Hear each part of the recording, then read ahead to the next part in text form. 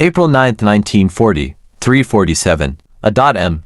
Southern coast of Norway. North Sea. The water is black and restless, slapping against steel hulls as if it already knows what's coming. A cold wind cuts through wool coats and oilskin jackets, needling exposed skin. On the bridge of the German heavy cruiser Blucher, Captains see Heinrich Woldag peers into the darkness ahead. No lights, no resistance, no warning. The invasion of Norway operation. Weserubing is supposed to be swift, silent, surgical. Behind Blucher, a long, disciplined column of warships slices northward through the fjords. Destroyers, transports, troop carriers packed with soldiers who believe the hardest part of this operation is already over. Intelligence reports say Norway is blind, neutral, unprepared, but that assumption is already dying. Far inland, high above the frozen ground, a small wooden structure clings to a rocky ridge. It looks harmless, almost primitive. No guns, no searchlights, no concrete bunkers, just wires, poles, and humming equipment hidden beneath frost-covered tarps. Inside, Captain Tor Helen Hansen removes his gloves and leans closer to a flickering screen. The room smells of hot electronics and damp wool. A faint, rhythmic pulse fills the air, steady, mechanical, alive. Then it changes. A distortion, a spike, a return where there should be nothing. Helen Hansen stiffens. His finger traces the line as it grows brighter, stronger. Multiple contacts, moving fast, low altitude, heavy displacement. Ships, German ships. You can almost feel the moment stretch, this quiet, fragile instant where history holds its breath. This isn't binoculars spotting silhouettes in the fog. This isn't a lookout straining his eyes against the dark. What Helen Hansen is seeing doesn't rely on light at all. It relies on radio waves. The device in front of him is experimental, crude by later standards, barely trusted even by the men trained to use it. Officially, it doesn't even exist, but it has just done something no human eye could do. It has seen through darkness, fog,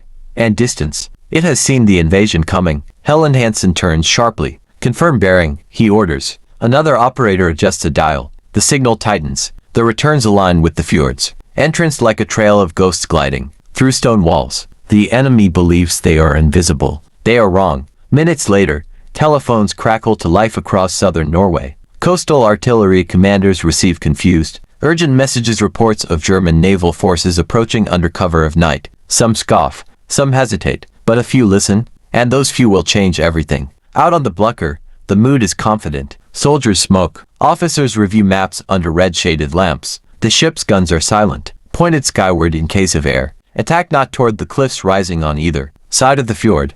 Skarsborg Fortress just before dawn. Major Berger Eriksson pauses mid-step. The corridor is cold, stone walls sweating with moisture from the fjord below. Skarsborg is old, painfully old. Built in the 19th century, designed to fight ironclads, not modern cruisers. Its guns are antiques. Its crew is a skeleton force of reservists, many of them barely trained. This place is not supposed to stop a German invasion. Eriksson lifts the receiver. The voice on the other end is tight, urgent, and certain but insistent. German warships are moving up the Oslofjord, fast, right now. Eriksson doesn't ask how they know. He looks at his watch, then toward the narrow throat of the fjord, where sheer rock walls force any ship to slow, to commit, to pass within point-blank range of the fortress guns. For years, Skarsborg has been dismissed as obsolete, underfunded, ignored.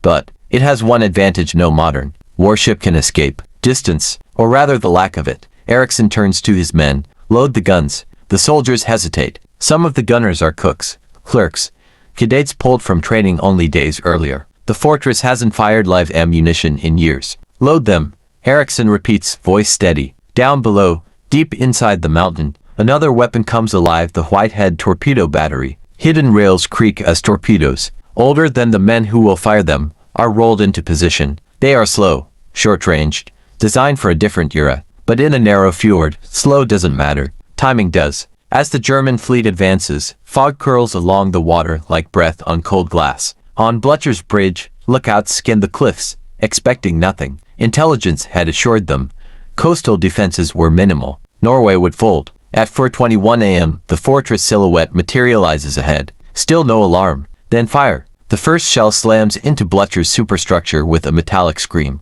ripping through decks and bulkheads. Flames erupt instantly. The second hit follows seconds later, detonating ammunition stores. Confusion explodes across the ship. Orders overlap. Men run. Firefighting crews scramble as burning fuel pours into passageways. Radios crackle with half-formed commands. This wasn't supposed to happen. From the torpedo battery, Erickson watches the burning cruiser stagger forward. He waits, lets her commit fully into the kill zone. Then he gives the order. Two torpedoes surge from the darkness beneath the waterline. You never hear them coming. The first strikes Blucher amidships. The second follows moments later, tearing open her hull. The ship shudders, then begins to die. German soldiers leap into freezing water. All spreads across the fjord's surface, igniting into sheets of fire. Screams echo between the cliffs. By sunrise, Blucher is gone. And with her, something far more important sinks too.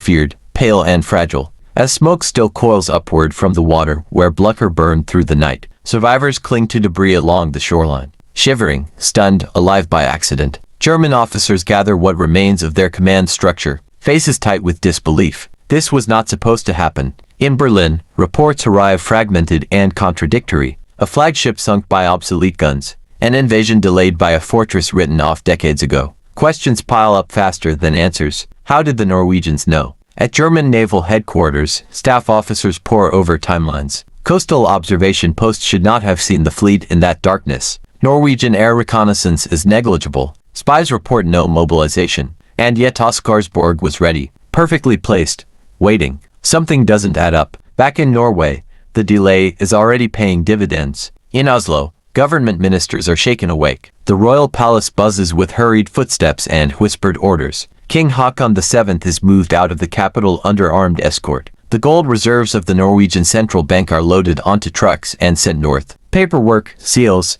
and sovereignty saved by hours. Hours Germany never planned to give. Those hours came from a signal station few people even knew existed. Along the southern coast, Norwegian radio operators stay at their posts, exhausted but alert. The experimental detection network known quietly as radio telegraphist piling. Radio direction finding is now fully awake. Antennas sweep the sky and sea, intercepting reflections, disturbances, returns. This is not radar as the world will later know it. It is cruder, fragile, sensitive to weather, terrain, and operator skill. But it does one thing extraordinarily well. It listens. Every large metal object moving through the air or across water leaves a fingerprint in the electromagnetic field, a disturbance, a whisper. To the trained ear, it's unmistakable. German ships continue to generate those whispers as they maneuver, regroup, and attempt to push inland. Norwegian operators track them not with certainty, but with growing confidence. The enemy is moving blind,